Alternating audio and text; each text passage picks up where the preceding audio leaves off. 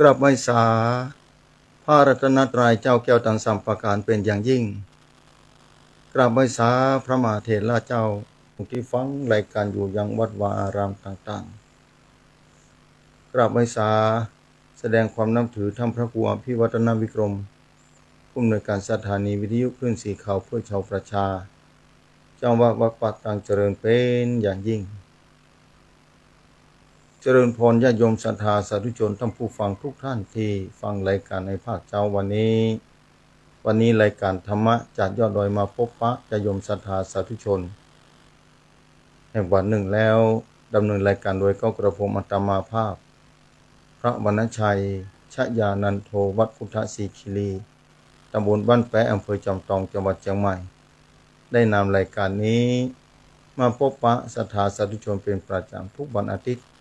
วันนี้ขอเจริญพรปีใหม่กับญาติโยมศรัทธาสาธุชนท่านผู้ฟังทุกท่านวันที่5 เดือนมกราคม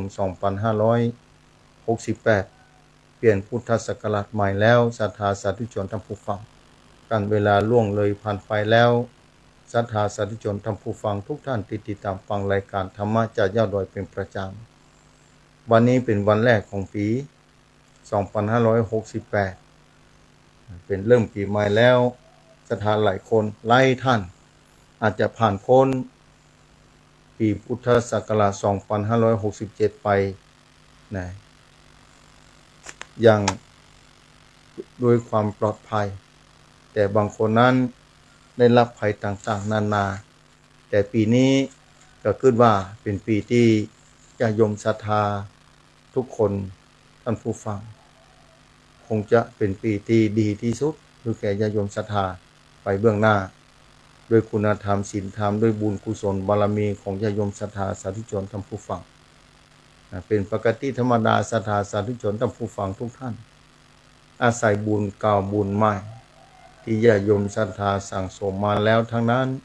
ญาติโยมศรัทธาสาธุชนท่านผู้ฟังทั้งหลายที่ติดตามฟังธรรมะมาเป็นประจำเพราะว่าจะเป็นวันใดนะอย่างที่ผ่านไปท่านพระครูวรธรรมนาถเจ้าคณะตำบลสันติได้ออกรายการไปแล้วมาพบปะญาติโยมศรัทธาเทศนาธรรมมรดกธรรมกำเมืองพร้อมธรรมบรรยายเจ้านี้มาพบปะก็อาตมาแถมเวลา6 โมงเป็นต้นไปนี้มาอู้จาพบปะญาติโยมศรัทธาสาธุชนท่านผู้ฟังเป็นประจำญาติโยมศรัทธาการเวลาผ่านไปเมื่อเริ่มต้นปีใหม่ศรัทธาสาธุชนท่านผู้ฟังหลายคนหลายผู้หลายท่านอาจจะเตรียมตัวเตรียมใจสร้างความดีต่อไปทำความดีเริ่มต้นใหม่ทำความดีศรัทธาสร้างบารมีต่อไปญาติโยมศรัทธาสาธุชนท่านผู้ฟังต่อไปนี้ปี2568บางคนตั้งอกตั้งใจจะทำตนให้เป็นประโยชน์กับตัวเก่าและผู้อื่น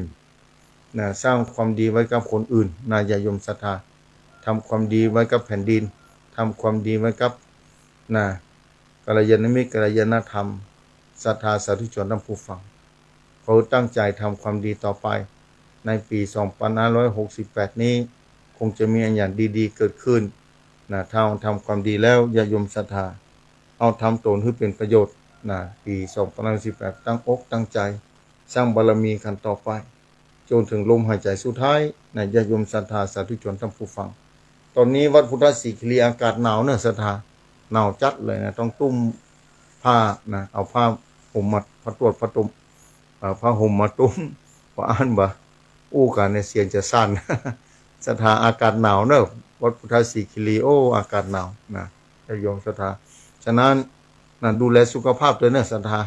อย่าไปชะล่าใจอย่าไปประมาทซอผ้าห่มผ้าตรวจมาตุ้มมานี่มีฟืนมีไฟก็มาก่อยามเจ้าที่ไหนที่พอนี่ได้ในหัวในเวียงนี่ก่อไฟมาได้เพราะฉะนั้นก็ต้องซอผ้าห่มผ้าตรวจมาตุ้มเอาศรัทธาสาธุชนท่านผู้ฟังเนาะปีใหม่นี้เราก็สร้างบารมีกันต่อไปทำความดีกันต่อไปนั่นคือเราจะทำตนให้เป็นประโยชน์คนบางคนอาจจะบ่ได้กึศเนื่องจากมีความเป็นอยู่อย่างสุขสบายนั่งนอนก็มีไปแล้วที่เปิ้นร่ำเปิ้นรวยสค่อยเศรษฐีแต่ก็บ่แน่อย่างที่อู้ฟังบางทีมันกระตุกใจก็มีบางคนก็มีความสุขเป็นวันหนึ่งไปก็มี บุญก็บ่ได้ทำกรรมก็ได้สร้างอันดีพ่องบ่ดีพ่องบ่ฮู้บ่ได้มีปัญญาพิจารณาอย่างถี่ถ้วนคนเนี่ยนี่ชื่อว่าเป็นมีบุญแต่กรรมบางก็มีแล้วแต่ศรัทธาบางคนก็ทำสร้างบารมีไปด้วยความดีความงามของตัวเก่าจากก่อนจากปัจจุบันเนี่ยชีวิตที่มีประโยชน์ศรัทธาสาธุชนท่านผู้ฟังในปีใหม่ต่อไปนี้นะทุกคนก็คือพยายามสร้างบารมีกับตัวเก่าเนอะทำบารมีสร้างบารมีไว้นะในปีใหม่นี้เป็นต้นไปนี่นะสร้างตัวเก่าคือมีคุณค่ากับสังคมนะกับประเทศชาติญาติโยมศรัทธาสาธุชนท่านผู้ฟังนะชีวิตที่มีประโยชน์ก็มีโอกาสที่จะทำความดีได้นักนะศรัทธาสาธุชนท่านผู้ฟังนะชีวิตที่มีประโยชน์นั้นในทางพระพุทธศาสนาก็เอาไว้ถึง10ประการด้วยกันนะนั่นคือบุญกิริยาวัตถุที่เราจะสร้างกันต่อไปบุญที่จะเกิดขึ้นในวิถีชีวิตนะหลายอย่างถ้าเป็นภาษาบาลีก็ไปอย่างหนึ่งนะอันนี้อย่างยกตัวอย่างคือฟังว่าหนึ่งการเสียสละสิ่งของของการคือการในการเสียสละสิ่งของของตัวเก่าแบ่งปันคือการและกันอย่างปีที่ผ่านมาเป็นต้นน้ำท่วมในปี2567เนี่ยภาคเหนือนี่น้ำท่วมขนาดนักทุกจังหวัดบางจังหวัดก็เจอนักอย่างเชียงใหม่เป็นต้นเคยท่วมแบบนี้ก็เคยท่วมที่ผ่านมานั่นแล้วการเสียสละและสิ่งของตัวเก่าแบ่งปันคือแก่กันและกันจะเป็นเพื่อนบ้านใกล้เรือนเคียงหรือญาติสนิทมิตรสหายก็ตามหรือท่านผู้ยากไร้มาขอความช่วยเหลือผู้ตกทุกข์ต้องได้ยากก็ควรจะเอื้อเฟื้อเผื่อแผ่กันและกันตามกำลังที่มีอยู่แต่ปัจจุบันนี้ก็มีคนประเภทมิจฉาชีพทุกรูปแบบเนื้อศรัทธาที่มาเคาะประตูป้องคนระวังเนอะบอกว่าจะเป็นโลกโซเชียลในโทรศัพท์ศรัทธาระวังไว้ให้ดีๆเวลาจะใช้โซเชียลใช้โทรศัพท์ก็ต้องใช้พิจารณาอย่างถี่ถ้วนนะอันนี้เราจะสร้างความดีสร้างบุญกุศลได้ชื่อว่าทำบุญด้วยการฮื้อด้วยการให้พอเมื่อฮื้อแล้วพอฮื้อแล้วเนี่ยทำฮื้อจิตใจสดชื่นแจ่มใสสำหรับคนฮื้อตามตลอดเวลาทำบุญตลอดเวลาใครฮื้อเนี่ยถ้าคนได้ปัจจัยแล้วได้เอาไปแล้วมีความสุขอย่างที่สองนี่การฝึกจิตให้สงบนี่ปีต่อไปนะศรัทธาจะสร้างความดีทำความดีกับชีวิตตัวเก่าและชีวิตที่มีประโยชน์สร้างชีวิตที่มีประโยชน์ต่อคนอื่นโดยเนี่ยอย่างที่สองทำใจให้สงบนะบ่ปล่อยให้ฟุ้งซ่านไปตามอารมณ์ต่างๆคือว่าพยายามรักษาอารมณ์ของตัวเก่าบ่ให้ชุนเฉียวอันเป็นตัวกิเลสทำลายสุขภาพจิตคือเครียดปัจจุบันนี้มีสำนักฝึกอบรมจิตหลายแห่งศรัทธาตลอดทั้งเอกสารต่างๆที่สอนกันทำสมาธิซึ่งเราจะสามารถฝึกปฏิบัติด้วยตัวเก่าก็ได้อยู่บ้านบ่มีงานอันยังทำหามุมสงบนั่งสมาธิเพื่อเป็นการอบรมจิตทำชีวิตให้มีสาระซึ่งคนทั่วไปมักจะมองข้ามจุดนี้ไปถ้าปล่อยให้ชีวิตเพลิดเพลินไปตัวกับสิ่งแวดล้อมที่พาไปอย่างว่าดูโทรทัศน์ถึงวันข้ามเยอะหรือว่ากินดื่มนั่งนอนหลงไปกับสิ่งอำนวยความสะดวกความสุขไปวันๆนึงชีวิตก็จะเปล่าประโยชน์แล้วเคยถามตัวเก่าพ่องก็ว่าอันยังที่คือสาระชีวิตแห่งชีวิตสาระแห่งชีวิตอยู่ที่ไหนตรงไหนเนี่ยถ้าไผ่ถามแบบนี้จะเริ่มมีปัญญาจะเริ่มมีกล้าขึ้นมานะศรัทธาชีวิตของแต่ละคนนะญาติโยมศรัทธาสาธุชนท่านผู้ฟังถ้ามาอู้ถึงอย่างที่สามการมีเมตตาปราณีต่อกันเพื่อเบียดเบียนร่างกายของกันและกันตลอดทั้งทำลายประโยชน์ของบุคคลอื่นนี่ศรัทธาสาธุชนการเบียดเบียนร่างกายของผู้อื่นหรือของสัตว์อื่นทำให้ผู้อื่นสัตว์อื่นเดือดร้อนเมื่อว่าเราจะตามหลักของเจ้าพุทธศรัทธาท่านคือยกตัวเก่าเป็นอุปมาเอาห้าสุขเกียรติทุกข์จะได้สัตว์อื่นก็ดีคนอื่นก็ดีกับห้าสุขเกียรติทุกข์เหมือนเดียวกันครับเฮา อย่าอ่านแล้วก็บอกควรเบียดเบียนต่อกันและกันสิ่งใดที่ควรงดเว้นใดก็ควรงดเว้นตั้งความปรารถนาดีต่อกันและกันสร้างไมตรีจิตต่อกันและกันดีกว่าทั้งที่บ่มีเวรบ่มีภัยต่อกันและกันโดยฝึกจิตให้มีเมตตาอยู่เสมอรับก็เป็นสุขจะไปที่ไหนก็มีแต่มิตรสหายแม้กระทั่งแมวหมาก็ยังรู้ว่าภัยมีเมตตาภัยโหดร้ายต่อมันนะสัตว์น้อยสัตว์ใหญ่จะยมศรัทธาสาธุชนท่านผู้ฟังนะอย่างที่ห้ารักษามารยาทคือเรียบร้อยว่าแข่งกระด้างคนเคารพบุคคลที่คนเคารพบุคคลที่มีมารยาทอ่อมน้อมอยู่ที่ไหนจะไปที่ใดๆไผก็ฮักไผก็พบใครปะหันแล้วก็ชื่นชมยินดีอยากเข้าใกล้เพราะเมื่อได้พบปะสนทนาตัวแล้วมีแต่ความเย็นตรงกันข้ามบุคคลที่แข็งกระด้างวางตัวพูดอู้จาแบบมะนาวบ่มีน้ำไผก็บอกอย่าพบอย่าปะคนมีวาจาอ่อนน้อมอ่อนหวานไพเราะฟังแล้วลื่นหูผู้คนอยากพบอยากปะอยากหันศรัทธาสาธุชนท่านผู้ฟังทั้งหลายเอาก็ควรฝึกต่อเก่าคือเป็นผู้ที่นี่อู้ม่วนจะหวานไปสังคมก็เป็นสุขศรัทธาสาธุชนท่านผู้ฟังนะถ้าอย่างที่ห้าก็บัดนิ่งดูดายนะบัดนิ่งดูดายศรัทธาบัดนิ่งดูดายจะได้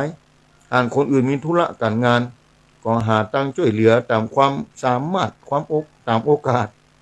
คนเฮาเกิดมาบ่มีอันอย่างที่ติดตัวมาตัวเองเลยศรัทธามาแต่ตัวเปล่าเมื่อมีความรู้ความสามารถก็ควรทำตัวให้เป็นประโยชน์ทั้งส่วนตัวและส่วนรวมเป็นประโยชน์ทั้งส่วนบุคคลอื่นด้วยตลอดถึงส่วนรวมที่ควรที่เราจะควรไปช่วยเหลือที่ว่าเกิดมาถึงเตื้อแบบเป็นคนไร้ประโยชน์เราเกิดมาอยู่ในสังคมจะเป็นในสังคมในครอบครัวหรือสังคมภายนอกก็ตามศรัทธาเหยต้องช่วยเหลือซึ่งกันและกันอยู่แล้วจะโยมศรัทธาหานเพื่อนบ้านใกล้เรือนเคียงมีงานอันยังพอจะช่วยเหลือกันได้พ้องโดยเฉพาะในด้านแรงกายก็ช่วยเหลือกันจะมีการมีงานมีกินแขกแต่งงานขึ้นบ้านใหม่มีงานบุญช่วยเหลือกันหรือจะเป็นงานส่วนรวมก็ยิ่งดีเลยศรัทธาอย่างที่เอาโอ้กันว่าอยู่ที่ไหนอย่าเสียดายแรงช่วยเหลือกันถ้าเป็นหมู่บ้านก็เจริญถ้าเป็นวัดก็เจริญถ้าย้อนไปในอดีตหลายสิบปีก่อนถ้าศึกษาย้อนหลังไปผู้เฒ่าผู้แก่ในยุคนั้นในสมัยก่อนนะศรัทธาเพิ่นจะฮู้ดีดอกว่ามีงานอันหยังในวัดในวาหรือในบ้านไหว้วานกันก็ได้ช่วยเหลือกันได้ปัจจุบันบ่มีแล้วศรัทธาแบบนั้นนะในยุคปัจจุบันเนี่ยวัฒนธรรมสังคมปัจจุบันนี้เลือนหายไปพ้องละบ่ใจพ้องนะว่าจะบ่มีแล้วศรัทธานะปัจจุบันนะผู้อย่างเป็นธุรกิจไปหมดใจแรงงานเล็กๆน้อยๆต้องใจเงินจึงจะสำเร็จในปัจจุบันนี้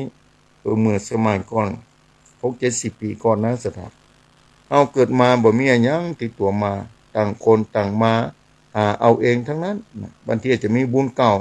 ที่หามาจากก่อนทั้งนั้นมาพบมรดกพ่อแม่ไว้คือถ้าปัญญาบ่พอก็อยู่บ่ได้นะศรัทธาถ้าสมบัติแม้ตายไปเฮาก็เอาอย่างไปบ่ได้อย่างที่ฮู้แม้เหรียญสตางค์ที่เขายัดไว้ในปากในนี่เพิ่นก็เอาไปเหียคนขี้เหล้าขี้ยาไปขโมยเอาไปเหียนี่อย่าโยมศรัทธาสาธุชนท่านผู้ฟังก็บ่สามารถจะเอาไปได้เหมือนกันอย่างนั้นแล้วควรพยายามทำตัวให้เป็นประโยชน์ช่วยเหลือซึ่งกันและกันมีเมตตาต่อกันนะทั้งในด้านการงานความรู้ความสามารถชีวิตก็จะมีสาระเวลาเสียชีวิตไปแล้วก็บ่ใจว่าจะตายไปเปล่าๆคนตอนหลังจะเล่าขานอู้จ๋าอยากโยมศรัทธาเพราะฉะนั้นอย่างที่6ถ้าอู้ถึงเมื่อทำความดีอย่างใดอย่างหนึ่งก็บ่ห่วงแหนผลของความดีตั้งใจแผ่เมตตาคือคนอื่นสัตว์อื่นคือเขามีความสุขตัวญาติโยมศรัทธาผู้คนเกิดมาต้องการความดีต้องการเป็นคนดีแต่บ่ค่อยจะทำความดีดังนั้นผู้ที่มีความดีสร้างความดีจึงมีน้อยในยุคปัจจุบันนี้น้อยกว่าที่จะทำบดีปัญหาสังคมก็เลยเกิดขึ้นนัก ต้องมีกฎหมายต้องมีหยังบังคับจะยมศรัทธาคนอื่นที่สร้างแต่ความดีอย่างที่อู้มานี่จะเป็นที่ฮักที่เคารพที่ปูจาของคนทั่วไปอย่างปูชนียบุคคลสมัยก่อนๆพระเลอะที่เป็นตัวอย่างสร้างแต่ความดีนะพระสงฆ์องค์เจ้าเนี่ยยกครูบาศรีวิจัยให้ฟังนะว่าเนี่ยแม้จะมรณภาพไปเมื่อนานแล้วหลายสิบปีเกือบ100 ปีแล้วเพิ่นก็ยังเก่าขานหูปเพิ่นก็ยังแขวนอยู่นะแบบนั้นศรัทธายังทำบ่ถึงขนาดนั้นเราเป็นฆราวาสวิสัยก็ตามเราก็สร้างนะความดีไว้กับตัวเก่าผู้อื่นนะบ้านใกล้เรือนเคียงในหมู่บ้านด้วยกันนะสมัยโบราณนี่ญาติโยมศรัทธานะคนพวกวิไม่วิเมื่อไปทำบุญที่ไหนนะเวลาสร้างความดีแล้วจะเป็นบุญกฐินบุญผ้าป่าบุญวัดงานวัดหรือฟังเทศฟังธรรมอีกมาเมื่อกลับมาถึงบ้านจะลูกละฟังแล้วนี่บุญเอาบุญมาฝากแล้วเนออนุโมทนาบุญตัวกันเนอไปทำบุญมาแล้วนี่ปัจจุบันลักษณะกันอนุโมทนาอย่างนี่ก็เลือนหายไปหมดแล้วสถานเลือนหายไปหมดว่าใครมีแล้วถ้ามาถึงอย่างที่7ศรัทธามาพิจารณาแล้วอย่างที่7เมื่อได้หูได้หานคนอื่นทำความดีก็แบบเป็นคนอิจฉาตาร้อนริษยาตั้งจิตอนุโมทนาตั้งใจอนุโมทนาส่งเสริมความดีของคนอื่นตัวคนเฮาเกิดมาบ่เหมือนกันมีความรู้ความสามารถมีนิสัยอุปนิสัยแตกต่างกันไปเขาชอบแต่เฮาบ่ชอบเขาทำได้แต่เฮาทำบ่ได้แล้วแต่บุญวาสนาบารมีการตั้งจิตอนุโมทนาในความดีของคนอื่นเพียงแต่ปรับความรู้สึกอนุโมทนาในความดีของคนอื่นก็เท่ากับได้ยกระดับจิตคือสูงขึ้นไปเห็นระดับหนึ่งเราก็จะได้บุญตัวแบบนี้อย่ายมศรัทธาสาธุชนท่านผู้ฟังแต่อย่างที่8มาพิจารณานี่เป็นคนสนใจในการอ่านการฟังศรัทธาสาธุชนท่านผู้ฟังการอ่านการฟังนี้อย่างที่ศรัทธาฟังธรรมะทางสถานีวิทยุเป็นต้นการอ่านการฟังนี่เป็นที่มาแห่งความรู้คนที่อ่านหนังสือนั้นนักย่อมจะได้เปรียบกว่าคนที่บ่ชอบอ่านหนังสือเพราะการอ่านหนังสือย่อมได้รับความรู้เป็นแนวทางแห่งการดำเนินชีวิตที่ดีเป็นการพัฒนาชีวิตที่สมบูรณ์ในสมัยก่อนนะถ้าใครอ่านหนังสือนี่จะเก่งเนอะศรัทธาถ้าความจำดีตัวนี่เป็นนักเรียนนี่สุดยอดจะโยมศรัทธาสาธุชนท่านผู้ฟังนะสุดยอดแต่นะแต่ในปัจจุบันนี้การอ่านหนังสือนี่บ่ค่อยมีนะเหลือ20%แทบจะบ่มีทั่วประเทศเพราะหยังเพราะโซเชียลมันเจริญขึ้นมาพอตั้งโทรศัพท์ความรู้ความอ่านอยู่ในหันหมดแต่ก็ต้องพอที่เป็นประโยชน์ถ้าพอบ่เป็นประโยชน์ก็อันตรายกับตัวเก่านะคนเฮาเกิดมามีปัญญาเหมือนเดียวกันแต่เป็นปัญญาตามธรรมชาติคนที่มีความรู้ความสามารถก็เพราะมีการศึกษาดีปัญญาที่เกิดมาติดตัวมันก็มีเพราะฉะนั้นคนที่มีความสามารถความรู้ความสามารถก็เพราะมีการศึกษาดีมีบุญบารมีที่ได้สร้างอบรมสั่งสมมาแต่ชาติปางก่อนดังนั้นแล้วเมื่อเฮามีความรู้ความสามารถก็เท่ากับเฮาได้สร้างอบรมบ่มปัญญาบารมี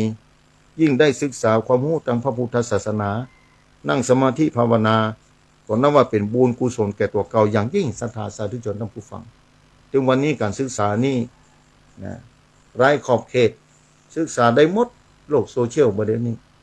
จะพอประเทศไหนได้หมดสมัยก่อนบ่มีศรัทธาปัจจุบันนี้จะพอประเทศนั้นเปิ้นเป็นจะได้พ้องประเทศนี้เปิ้นเป็นจะได้พ้องความเจริญรุ่งเรืองของประเทศนั้นไปถึงไหนถ้าศรัทธามีมือถือเนี่ยตรวจสอบประเทศนั้นประเทศนี้บ้านเมืองเจริญรุ่งเรืองเนี่ยตึกนี้ส่งระยะฟ้าเป็น200-300 เมตรส่งขึ้นไปเป็นกี่ร้อยเมตรศรัทธาสาธุชนท่านผู้ฟังเนี่ยความเจริญรุ่งเรืองธรรมะทุกขนาดนั้นเนี่ยเอาสามารถศึกษาแล้วประเทศนั้นเพิ่นอยู่จะได้เป็นจะได้ทำมาหากินจะได้จังหวัดนั้นมีอย่างดีจังหวัดนี้มีอย่างดีมีการเกษตรอันยังศรัทธาจะศึกษาค้นคว้าได้ละออนถึงวันนี้ถ้าเขาเข้าใจศึกษานะสามารถศึกษาค้นคว้าได้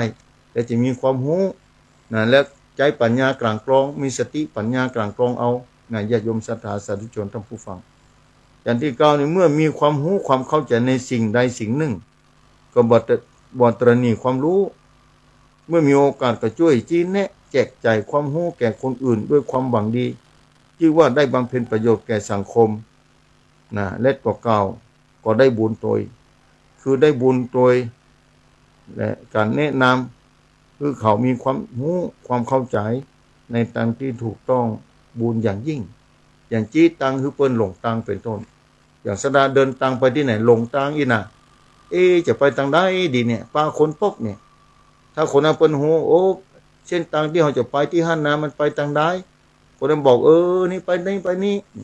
ดีกว่าจะต้องหลงตังเป็น10กิโล20กิโล100กิโลบางทีวันข้ามไปบ่ถึงสักคำเพราะหลงเส้นทางต้องปีกไปที่เก่าแทนแต่ป้าใส่คนฮู้ผู้รู้เปิ้นว่าทำเปิ้นก็บอกนี่นะเส้นทางไปนี่นะที่ตัวเก่าจะต้องการไปนะนี่เนี่ยศรัทธาสาธุชนท่านผู้ฟังแล้วอันอยากจะเต้าบอกเส้นทางคือเปิ้นเดินทางบอกคน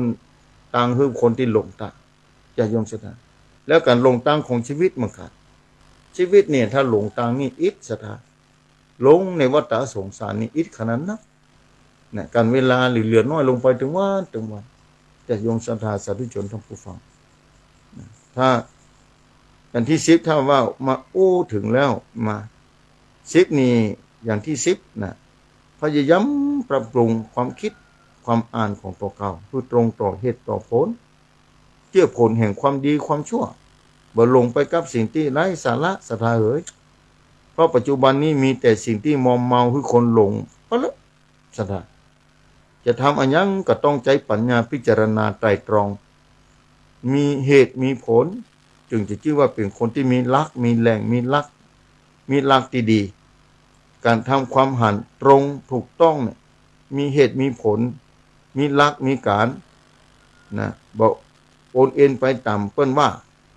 ชื่อว่าบำเพ็ญตัวเก่าสร้างตัวเก่าเป็นคนที่มีเหตุมีผลบ่หลงงมงายเป็นการสร้างความดีอย่างหนึ่งคือกับตัวเก่าเมื่อการเนื้อศรัทธาสาธุชนท่านผู้ฟังทั้งหลายตามหลักการความดีที่ฮ้องว่าบุญ10ประการอย่างที่มาเนี่ยจะหาได้ว่าการทำบุญนั้นบ่เลือกสถานที่บ่เลือกกันว่าที่ไหนเป็นอย่างไร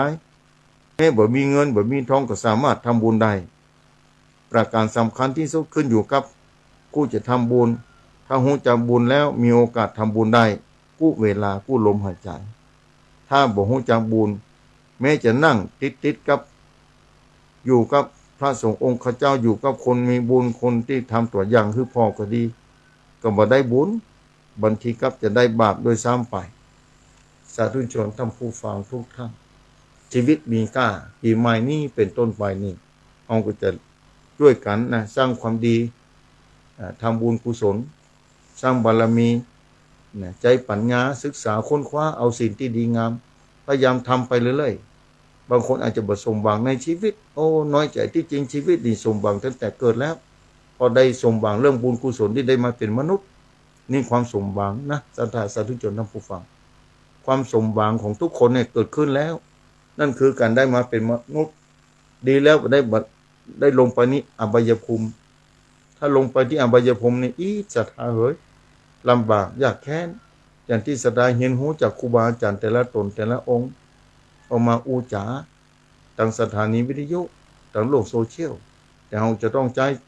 คิดพิจารณากลั่นกรองเนี่ยตัวปัญญานี่สำคัญอย่างยิ่งตัวปัญญาอย่างที่เคยทางสถานีนี่แหละว่าเหมือนกับว่าไฟฟ้า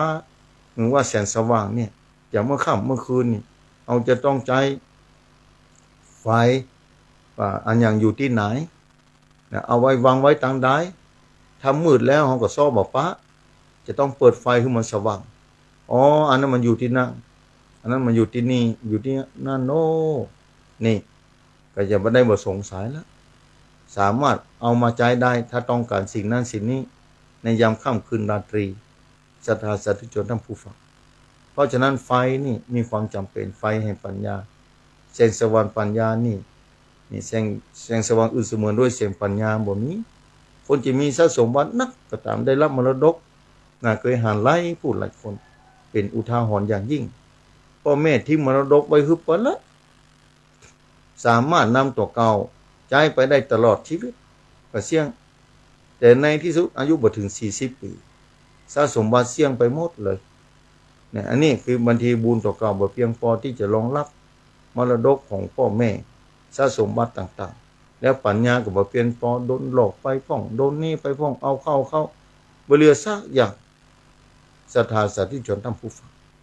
เพราะฉะนั้นปัญญาก็มีความจำเป็นบุญก็มีความจำเป็นบุญนี่จะเกิดขึ้นได้ต้องอาศัยปัญญาเหมือนกันนะถ้าปัญญานี่บ่มีนี่จะทำบุญก็ทำบ่ถูกทำบ่เป็นทำบุญกลายเป็นทำบาปไปเสียอย่าโยมศรัทธาเพราะฉะนั้นต้องกลั่นกรองบุญก็จะก่อนจะทำก็ต้องคิดอย่างบุญ10 ประการบุญกันฮือตานบุญกันอนุโมทนาบุญวัยวจไมยบุญขวนขวายในกุศลประโยชน์ต่างๆบุญกันจากการรักษาศีลจากการฟังธรรมจากการแสดงธรรมมีสภาพอย่างบุญมี10 ประการของศรัทธาเพราะฉะนั้นเนี่ยจะเกิดขึ้นต้องอาศัยปัญญาเกิดขึ้นก็อาศัยบุญมันเกี่ยวข้องกันเชื่อมโยงกันอย่างต้นไม้เป็นต้นไม้แต่ละต้นจะมีหน่วยก็ต้องมีรากมีเปลือกมีใบบางอันมันมีหน่วยมาได้นะต้นไม้แต่ละชนิดพืชแต่ละชนิดถ้าจะต้องหย่อนลงในดินต้องอาศัยน้ำต้องอาศัยแสงแดดนี่ต้องอาศัยกันกว่าจะมีหน่วยขึ้นมาได้ญาติโยมศรัทธาสาธุชนท่านผู้ฟังหน่วยไม้แต่ละชนิดไม่ใช่ว่าจะเกิดขึ้นลอยๆเมื่อใดถ้าจะต้องหย่อนลงในดินเม็ดมันจะต้องตกลงมาบนพื้นดินนะจากต้นเก่าที่อยู่ในดินเหมือนกันศรัทธาต้องอาศัยฝนต้องอาศัยน้ำอุณหภูมิที่เหมาะพอเหมาะอย่างทุเรียนนี่มาปลูกทางเหนือนี่บันตี้ก็ได้กินบันตี้ก็ไม่ได้กินต้องดูแลยากลำไยเหมือนกันลำไยไปลงที่ฮันที่นี่ก็บ่ได้กินนะมีได้กินพ่องมันบ่เต็มร้อยจะทำเป็นการค้าแต่ก็บ่ได้สู้เชียงใหม่ละปูนบ่ได้นะเชียงใหม่ละปูนนี่เต็มที่ลำปางก็มีพ่องมีเหมือนกันแต่ละปูนเชียงใหม่นี่ขึ้นชื่อมาแต่ไหนต้นแรกอยู่ที่หนองช้างคืนนะ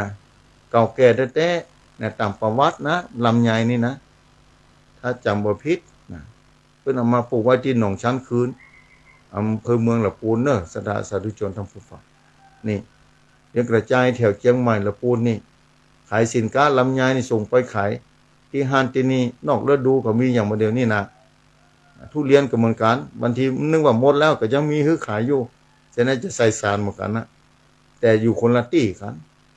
นะจังหวัดไหนที่กับอุณหภูมิพอเหมาะก็ปลูกได้นะคนเฮาเหมือนกันนะต้องทำความดีเลือกทำความดีนะไอ้ที่ดีที่สุดอยู่ที่ไหนคนทำจะได้ทำที่ไหนเวลาไหนที่พอเหมาะเวลาที่จะทำบุญไม่ใช่ว่าทำบุญก็ต้องพอเหมือนกันไม่ใช่ว่าทำไปเลยไม่ใช่กาลเวลามันก็บ่ได้บุญได้กุศลมันก็บ่อย่างหน่วยไม้เขาจะปลูกก็ต้องพอสถานที่ถ้าบอกพอสถานที่ไปปลูกไปเรื่อยมันก็บ่ออกหน่วยออกบ่เต็มที่ก็มีนี่ศรัทธาไปปลูกที่บ่มีน้ำใบหินใบแห้งนี่ที่นี่บ่ใช่ที่เพิ่นอย่างลำไยไปปลูกภาคใต้อาจจะบ่ได้กินนะอย่างทุเรียนนี่ไปปลูกที่อื่นอย่างจันทบุรีปุ่นระยองปุ่นทั้งปุ่นเพิ่นภาคใต้อากาศมันต้องฮือนะถึงจะได้กินทุเรียนบันตี้ลำไยผลไม้แต่ละชนิดมันจะต่างที่ออกไปมนุษย์เฮาเหมือนกันอยู่สถานที่ใดๆก็ตามนะต้องพอสถานที่ว่าที่นี่ควรจะทำอย่างใดดีจะได้บุญได้กุศลสร้างบารมีแบบใดนะบุญจะเกิดขึ้นมีกี่อย่างครูบาอาจารย์มาเทศน์มาอู้มาจาในถ้ำกลางนะอาศัยหูอาศัยตาคือเป็นประโยชน์หูก็ฟังนะถ้าหูดีนะถ้าตาดีด้วยก็พอไปด้วยอย่างโทรศัพท์ถึงวันนี้พอคือเป็นประโยชน์ที่สุดศึกษาเรียนรู้ประวัติพระพุทธศาสนาประวัติพระพุทธเจ้านะประวัติพระพุทธศาสนาเป็นจะได้สมัยก่อนอยู่ในโทรศัพท์นี่สถานเพราะฉะนั้นการศึกษานี่ตะกี้อู้ว่าการศึกษาการอ่านหนังสือไปอ่านหนังสือได้จะมีความรู้นักเรียนแต่ก่อนนี่บางคนครูอย่ามาตั้งเปิดไปอ่านเตื้อ แล้วก็ไปอ่านก่อนเรียบร้อยมาถึงวันที่เข้าเรียนหนังสือครูสอนคือจำได้หมดแล้วหูก่อนแล้วนี่ปัญญาบุญเก่ามีปัญญาตัวนี่ศรัทธาสาธุชนท่านผู้ฟังแต่ถึงวันนี้การอ่านหนังสือนี่มันจะมีน้อยลงไปน้อยลงไปร้านหนังสือที่ใหญ่ในเชียงใหม่นี่ปิดตัวลงไปหลายที่แล้วโดยเฉพาะร้านดวงกมลนี่แต่ก่อนจะมาไปซื้อหนังสือธรรมะหนังสือนี่ไปเอามาอ่านมาข้อนี้โอ้ร้านใหญ่อย่างสุริวงศ์ร้านสุริวงศ์บุ๊กซิงเตอร์นี่เป็นเน้นก่อนไปเอาหนังสือมาให้ได้หนังสือเรื่องไหนของอาจารย์วศินกาอาจารย์สุชินปุญญานุภาพกาไปเอามานะญาโยมศรัทธาเพราะฉะนั้นญาโยมศรัทธาสาธุชนท่านผู้ฟังถึงวันนี้อยู่ที่บนมือถือแล้วความรู้ความอ่านต่างๆมีเล่มหนึ่งเคยอ่านแต่ก่อนอ่าน7 วันปึ๊กจบประเด็นนี้อยู่ในมือถือหมดแล้วก่อนกว่าหนังสือจะหายจะต้องเอาไว้ดีๆหนังสือนี่พอตอนนี้มาเปิดที่มือถือมีหมดสถาข้อมูลมีหันเป็นเล่าเป็นเสียงฟังเสียงก็ได้นี่ความรู้ความเข้าใจในพระพุทธศาสนาหลายเรื่องหลายราวบอกว่าพระไตรปิฎกเพิ่นกับพิมพ์ลงไปที่ Google ลงไปนี่โอ้ยุคเจริญยุคปัจจุบันนี้พระพุทธศาสนานี่เจริญอย่างยิ่งจะค้นคว้าอย่างใดนี่สามารถค้นคว้าได้แผนที่ของเฮามีอยู่ที่เฮานี่แหละจะเอาก็บ่เอาอย่าเพิ่นว่าเฮาบ่สบายเด้อต้องกินยาแบบนี้เด้อบ่ยอมกินนี่โรคภัยไข้เจ็บมันจะหายได้อย่างไรศรัทธาโรคภัยไข้เจ็บจะหายได้ต้องกินยาความบ่ฮู้จะหายไปได้ต้องอาศัยปัญญาต้องเรียนต้องศึกษาต้องเรียนรู้อย่างมันไปวัดไปวานี่เพิ่นใส่ดอกจะได้ขันแก้วตั้ง3จะได้ขั้นตอนเป็นจะได้ก็ต้องศึกษาเรียนรู้ต้องเข้าใจมันสร้างบุญสร้างบารมีญาติโยมศรัทธาสาธุชนท่านผู้ฟังบุญกุศลจะเกิดขึ้นได้เนี่ยก็จะปีใหม่แล้วศรัทธาสาธุชนท่านผู้ฟังไม่ใช่จะปีใหม่นะปีใหม่มาวันที่5แล้วก็เริ่มต้นชีวิตสร้างความดีกันต่อไปบ่มีใหม่มีเก่านะถ้าพูดถึงแก่นแท้ของพระพุทธศาสนาแต่ว่าอยู่ในโลกสมมุติต้องเวียนว่ายแต่เกิดในวัฏสงสารนี้เฮาก็ถือว่าปีเนี้ยปีใหม่แล้ว2568พระพุทธเจ้าวางไว้ตามที่สืบกันมาที่ฮู้กันมาว่า 5,000 ประวัติศาสตร์ 5,000 ปีแต่ตอนนี้2,568 ปีมาแล้วหลายเรื่องหลายราวที่บ่ควรมีก็จะมีบ่ควรเกิดก็จะเกิดบ่ควรเปิงก็จะเปิงเนี่ยศรัทธาสาธุชนญาติศรัทธาหารบ่น่าจะเกิดขึ้นนะเรื่องเนี้ยประเทศไทยเฮามันก็มีแล้วบ่เปิงสักหน่อยบ่น่าจะมันก็มีแล้วยอมรับการไปเลยก็มีเนี่ยเกิ่งพุทธการถูกต้องตามพุทธธรรมนายหลายเรื่องหลายราวที่พุทธเจ้าทำนายไว้ในสุวินิมิตของพระเจ้าประสิทธิโกศลปรากฏผู้อย่าง16ประการนี้ปรากฏผู้อย่างญาติโยมศรัทธาสาธุชนท่านผู้ฟังเกิดขึ้นแต่เพราะฉะนั้นทุกชีวิตจะไปประมาทมีสติคือดีๆตัวสตินี้เป็นตัวหลักที่แท้ถ้ามีสติแล้วเพราะฉะนั้นแต่ละที่แต่ละแห่งเดี๋ยวนี้สถานที่ปฏิบัติธรรมเกิดขึ้นนักเหมือนกันเพิ่นคือไปเจริญสติเจริญปัญญาคือไปเจริญสติมันเตื้อคนเฮาบ่มีสตินี่มันขาดสติหน้าหั่นมันขับรถนี่อย่างปีใหม่นี่เป็นต้นปีนี้โดยอินทนนท์นี่สังเวยชีวิตไปหลายศพคนหลั่งไหลขึ้นไปโดยถนนเป็นแสนสถานเป็นแสนเป็นล้านเข้ามาในอำเภอจอมทองนะเป็นแสนนี่ลงข่าวผูดท่อสถานเดินตังขึ้นไปนี่บางคนก็ไปด้วยความเมาไม้นี่เพราะฉะนั้นสิ้นปีมาเปิ้นคือว่าสวดมนต์ค่ำปีนี่บ่ใช่หยังแล้วต้องการให้กู้คนอยู่กับบ้านกันจองพาลูกพาหลานมาไหว้พระสวดมนต์แทนที่จะได้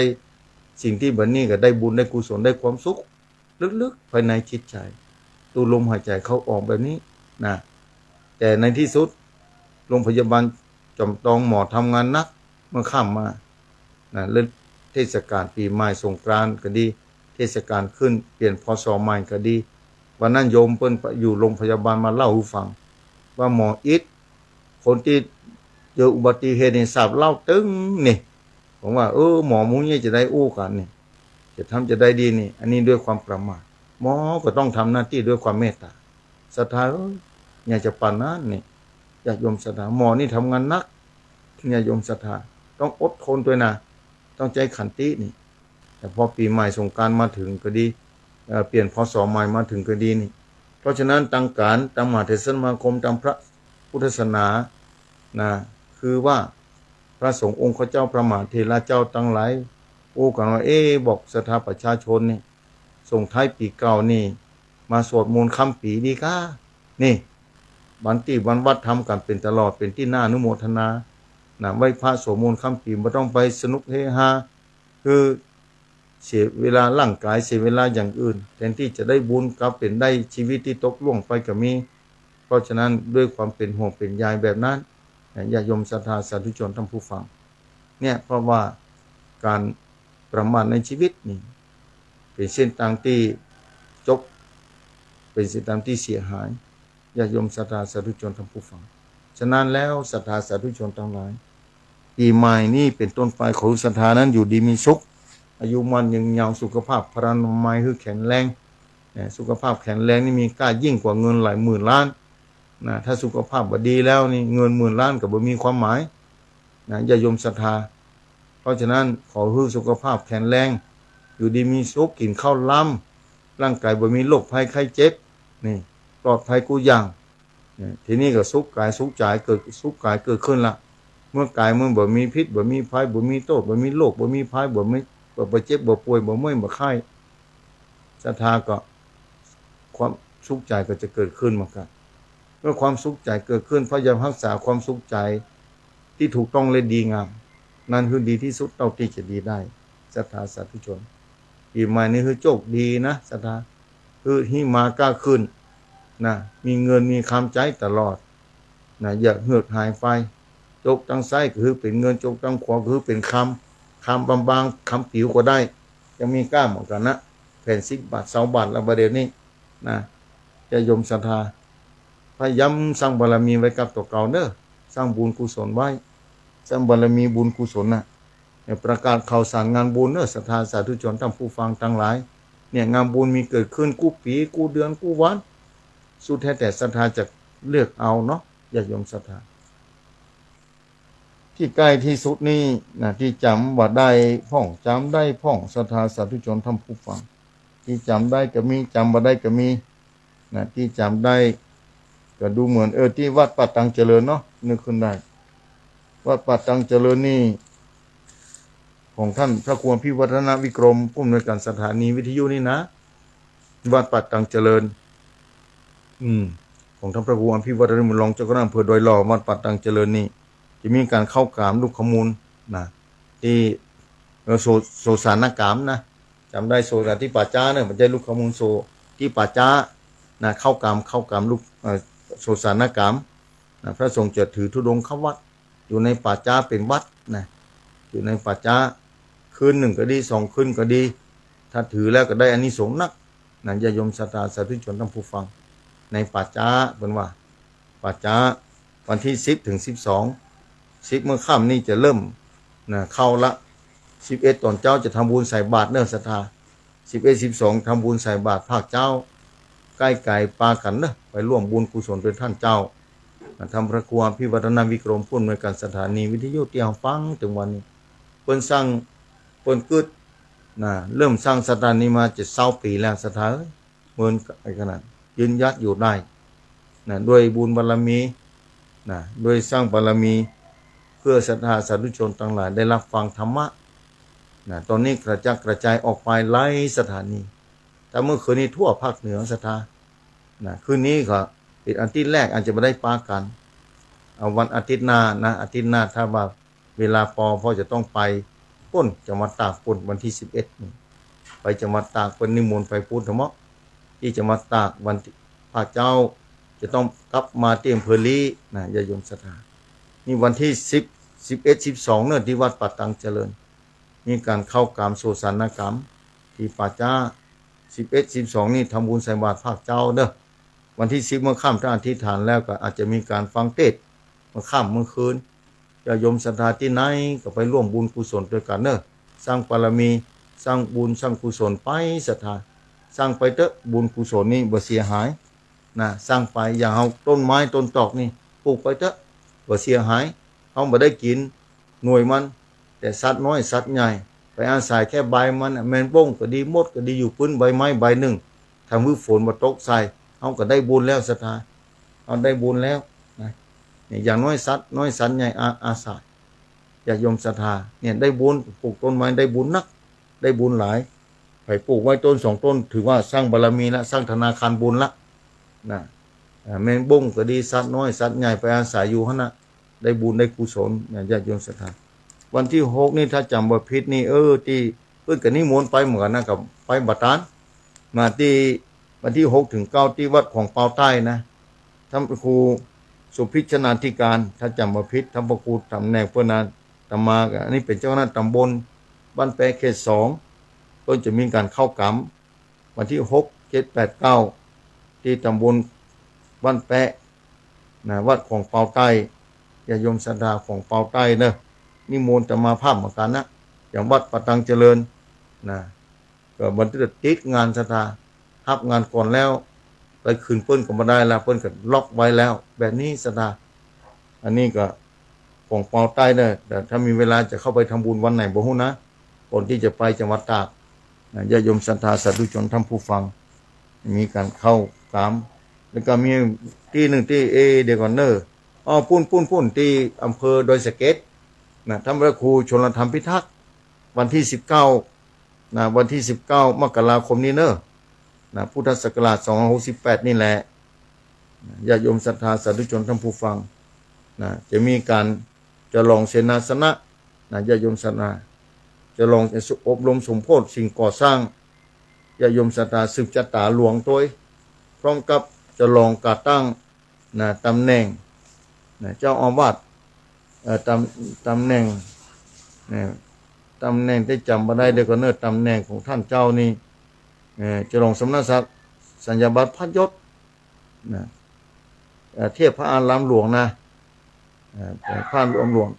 จันเอกนะเจ้าอาวาสพระอารามหลวงจันเอกนะถ้าจำบ่ผิดนะเจ้าอาวาสวัดลาดจันเอกนะถ้าจำบ่ผิดนะวันที่19เด้อมกราคม2568ตรงกับวันอาทิตย์ญาติโยมศรัทธาที่วัด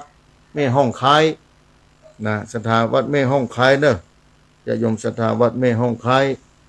นะถ้าจำบ่ผิดเนอะนะวัดแม่ห้องคายตำบลแม่ปงอำเภอดอยสะเก็ดจังหวัดเชียงใหม่วัดแม่ห้องคายนะจะมีงานอบรมสมโภชเสนาสนะต่างๆสิ่งก่อสร้างต่างๆพร้อมก็จะหลงเจ้าอาวา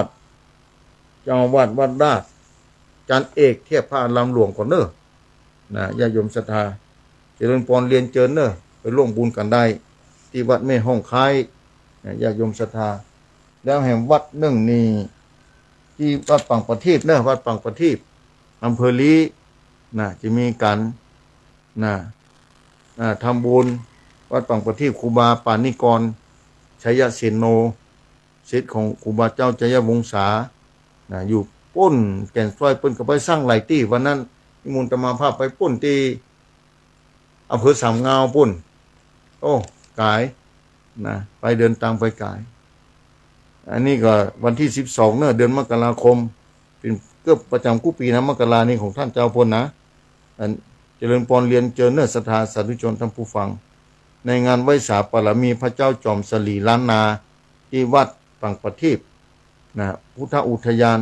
ชัยสุขังประทีปเนอะศรัทธาตำบลนาไซอำเภอลีจังหวัดลำพูนนะอันนี้แห่งวัดหนึ่งวันที่26นี่วันที่26ที่อำเภอลีเหมือนกันเนอะพระราชทานเพลิงศพท่านพระครูประโชติธรรมวิสิทธิ์เนี่ยตุลุงติ๊บหรือครูบาติ๊บอาคธรรมโมอายุ66พรรษา33จำบ่ผิดแน่นอนนะเพราะว่าเคยรู้จักท่านเจ้านะอันนี้ไปร่วมบุญกุศลด้วยกันเนอะสร้างบารมีนะอันนี้สงฆ์นักไปงานพระราชทานเพลิงศพนะทรงสการตั้งคาบนะครูบาท่านเจ้าเปิ้นท่านอาจารย์เปิ้นอันนี้วันที่ 26เนื้อศรัทธาประชุมเพลิงวัดนาไซตำบลนาไซอำเภอลีโดยมุขลานอำเภอจอมทองนี่ก็มีการส่งน้ำพระธาตุเจดีย์วันที่8มกราคม2568เนอะตรงกับวันพุธพอดีศรัทธาสาธุชนท่านผู้ฟังใครพ่องจะโทรมาอู้จาเจ้าวันนี้นะที่ไหนพ่องใครอู้ใครจาใครโทรมา0892624999เนอะศรัทธาสาธุชนท่านผู้ฟังนะอาจจะจ้าเลไปหน่อยเวลาอู้ตังสถานีวิทยุออกสื่อเนี่ยจะเข้ามาที่สถานีโทรศัพท์นี่จะจ้าเป็นประมาณเกิงนาทีญาติโยมศรัทธาสาธุชนท่านผู้ฟังทุกท่านที่ติดตามฟังรายการภาคเจ้าเมื่อค่ำมาได้ปากันเนอศรัทธาเพราะเป็นอาทิตย์แรกของเดือนนะปากันวันอาทิตย์หน้าแต่ภาคเจ้าอาทิตย์หน้าอาจจะไม่ได้ปากันเพราะอาตมาต้องเดินทางไปที่จังหวัดตากนะเป็นนิมนต์ไปที่จังหวัดตากภาคเจ้าอาจจะไม่ได้เข้าเดี๋ยวจะประสานงานก่อนก็ต้องออกต้องตื่นแต่เจ้านะญาติโยมศรัทธาเอามาแล้วนี่จากที่ไหนหูจะฟังพอก่อนเนอนี่ฮัลโหลเจริญปอนเจริญปอนหนาวอ่ะหนาวฮูลี่โอเลปาลอตีคนไม่เดือดนะห้อยไม้เดือโอชูเทเนอร์ตีปฏิตมเนอโอชูเทเวลานอนก็คือแต่บ้านเนาะแต่ลือเนอนินทซอยเนาะแต่คือเลยกับมันขอรัดมันนี่สาธุเนอแต่เฮ้ยแต่เฮ้ยแย่แต่เฮ้ยพัดดอกห้อยเนาะเนี่ยแต่อย่าลอยละปัจจัยวิทยุนี่ก็จะเราจะดีปัจจัยวิทยุจ้าเราจะลอยละประมาณเล่นมือถือกันมาเล่นมือถือกันนะเล่นมือถือกันแล้วหรอที่ไงเขาเนี่ยได้มาบูดันแล้วแต่ว่าต่างแล้วจังหวัดตากแล้วนะวันที่11โอชูเทรนเนอร์ไม่เดือดสูบน้ำพระธาตุลวันสูบน้ำพระธาตุหลวงน่ะเสียดายเนาะเดี๋ยวจะคือเดือดมูลแร่ซะจีเลยแม่ละมูลแล้วห้องน้าเลยห้องน้าจีเลยถ้าเราเมโอชูเทรนเนอร์จะรับใส่แล้วเนาะตีเนาะแต่ลือเนาะเอาเสร็จต่อไปเจริญปอน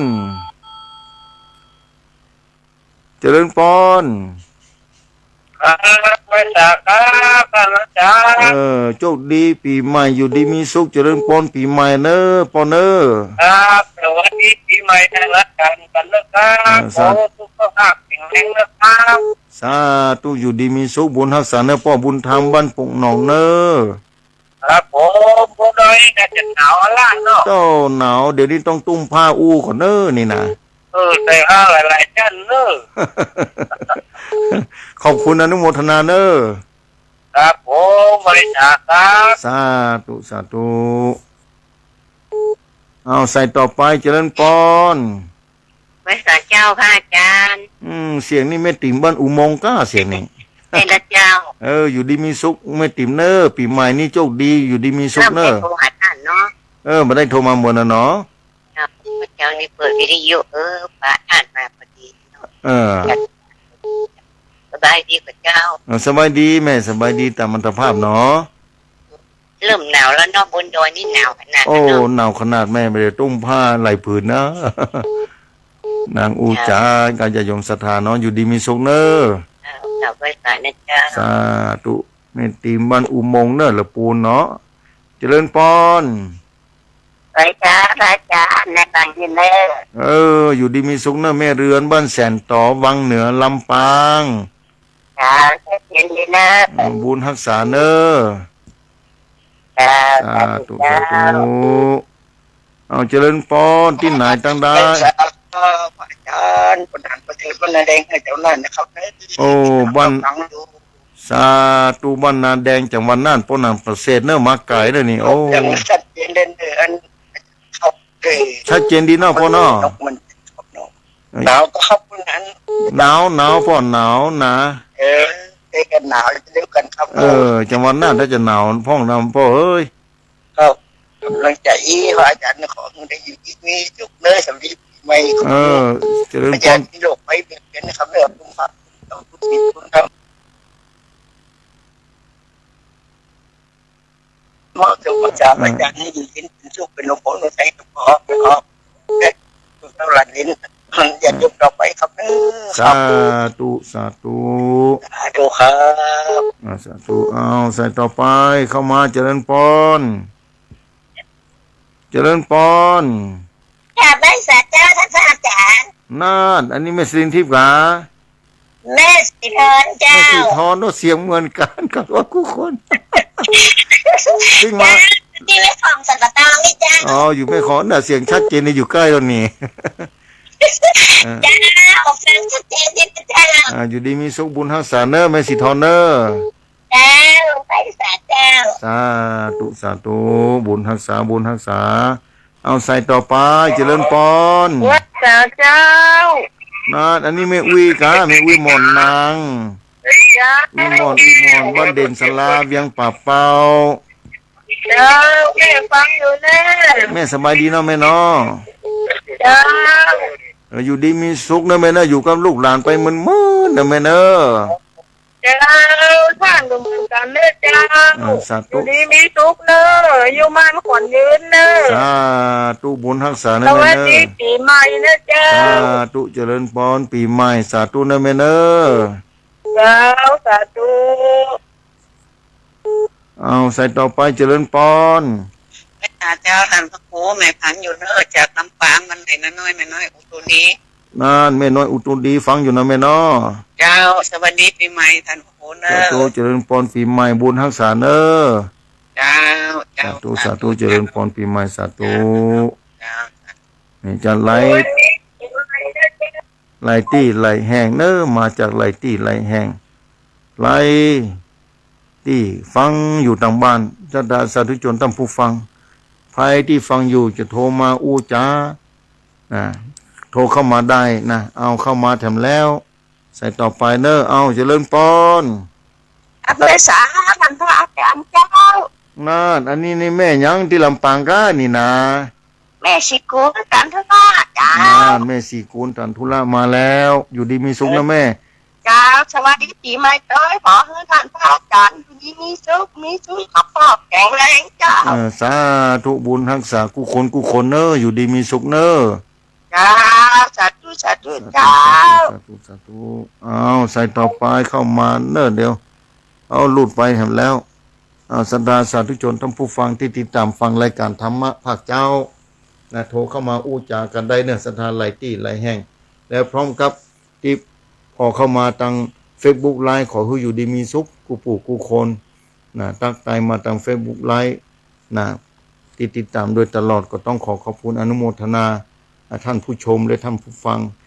ถึงวันนี้เทคโนโลยีมันจะเลิ่นศรัทธาคงล่ำให้ได้สาย2 สายต้นนาศรัทธาเรียกเวลาแห่งเมื่อกี้นาทีเนาะจะหมดเวลาภาคเจ้าโทรเข้ามาได้อยู่ศรัทธา089262499จะเปลี่ยนพศแล้วคือศรัทธานั้นมีความสุขมีความสบายเปลี่ยนเจ้าเงินเจ้าคำเนื้อศรัทธาจานนี้ได้เป็นเจ้าเงินเจ้าคำคู่คนนะเจ้าเงินเจ้าคำนักเจ้าเงินเจ้าคำน้อยสุดแท้แต่บุญวาสนาบารมีสร้างไปดิติ๊กทำไปดิติ๊กอย่างปลูกผักปลูกไม้ปลูกต้นไม้ศรัทธามันถึงได้มันถึงดีหน่วยไม้เฮาก็ยังบ่ได้กินสัตว์น้อยสัตว์ใหญ่ได้กินก็ได้บุญละเอาใส่ต่อไปเนอะเจริญพรเจริญพรจากที่ไหนจ้าไม่หลงมันบวกไม่หลงกันไม่หลงบ้านบวกอยู่ดีมีสุขนะไม่หลงเนอะเนาก็ไม่หลงจ้าเนานะอยู่ดีมีสุขเนอะดูแลสุขภาพด้วยเนอะจ้านั่นกันดูแลสุขภาพนะจะไม่จีบลำอาจารย์นั่นกันเข้าใส่แล้วเนาะอยู่ดีมีสุขเนอะอันนี้กันเดือดเลยสาธุลูกไปแล้วนั่นเอาไผ่ธรรมเอาสัตว์เจริญพร เจริญปอน รักษาผู้บ้าขึ้นได้ตลอดวันนี้กำลังอุ่นนี่กะแม่บัวเขียวบอกฟังนี้บอกว่าไปเลยต่อวิทยุปฏิเสธผู้วิ่งสถานีขึ้นห้วยตองซางนี่วิทยุท่านจะบดีกันบุญเนอไม่พูดกว่าดิถ้าแบบผู้บ้าจะเลยผู้คนแค่หรอวันที่13เนอวันที่13เนอมือโควันที่13นะเตโดซานเนอสาจ้าเจริญปอนเจริญปอนหลุดไปแล้วเอาเวลาหมดลงไปแล้วเนาะศรัทธาเลยเวลาเห็นเมื่อกี้นาที